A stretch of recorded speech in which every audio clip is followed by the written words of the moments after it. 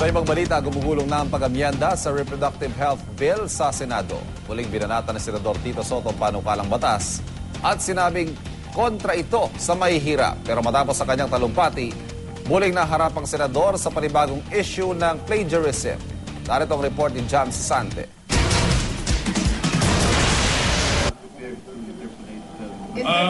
Sa pagsisimula ng period of amendments, pinatanggal na ni Reproductive Health Bill sponsor Senador Pia Cayetano ang ilang kontrobersyal na probisyon ng panukala. Ang probisyong nagsasaad na dapat alagaan ng gobyerno ang mga babaeng nagkaroon ng komplikasyon mula sa aborasyon. Pinalitan ng linyang nagsasabing nananatili itong ilegal. Pero anumang komplikasyon sa pagbubuntis, paglilabor at panganganak ay kailangan gamutin sa maayos na paraan. Hindi nilinaw kung gobyerno ang mananagot dito. Dinagdagan din ng katagang responsible parenthood ang titulo ng panukala para matulad daw sa House version. Pero bago masimula ng pag-amyenda ay tinapos muna ni Senate Majority Leader Tito Soto ang kanyang turno and contra speech laban sa RH Bill.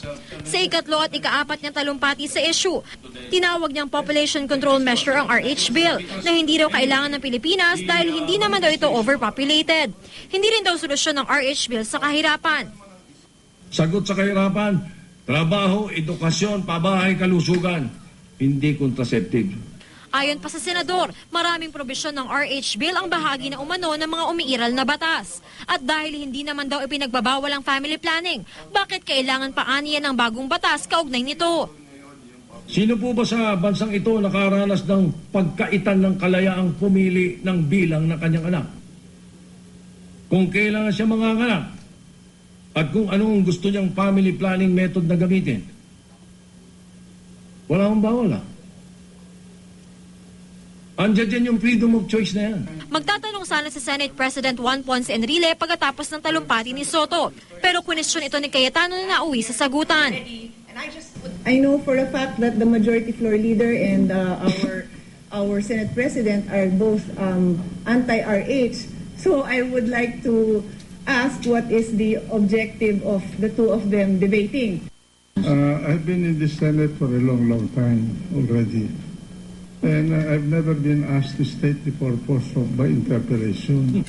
And I resent being questioned about to state my purpose. Who are you to call, to challenge my purpose here? I'm telling you I'm going to dissect it. Habang nagaganap ang debate sa Senado, kumalat naman sa Twitter na ang huling mga talata ng talumpati ni Soto, tila translation o pagkasalin lang daw sa Tagalog ng naging talumpati ni dating US Senator Robert Kennedy noong 1966. Madaming nagbibigay sa akin ng mga materials, kaya sinasabi ko marami nagbibigay ng text.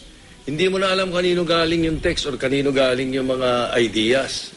Pero maganda yung idea. So para nga safe, tinagalog ko. O sino ngayon ang kinopyahan ko? Hindi, Tagalog. Nakakatawa na sila. Sila ang komiko, hindi ako eh. Hindi na. Marunong pala managalog si Kennedy, ha? Itatakda pa ang schedule ng pagpapatuloy ng period of amendments para sa RH Bill. Para sa unang balita, Jam Sante reporting.